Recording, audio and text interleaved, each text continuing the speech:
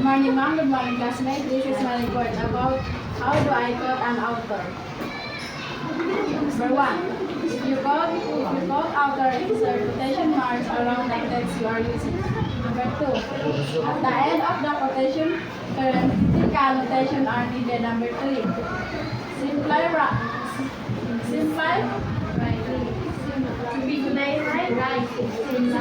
write the code and then put the author name and page number.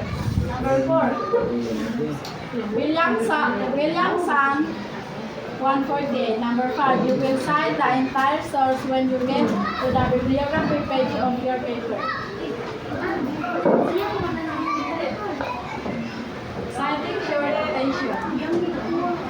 Parenthetical citation use double quotation marks around the quote and included the citation after the quote. For example, constant connectivity can lead to burnout, the hinder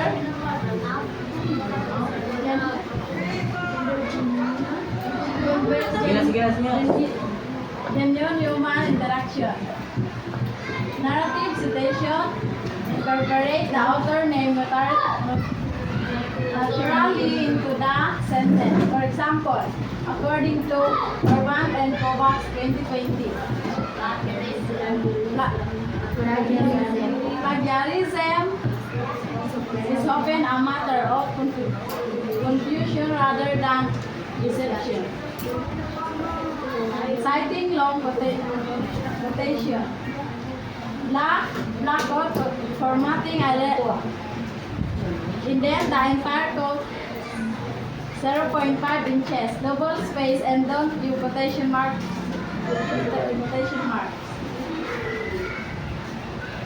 Two authors. Use and between authors, name in narrative citation and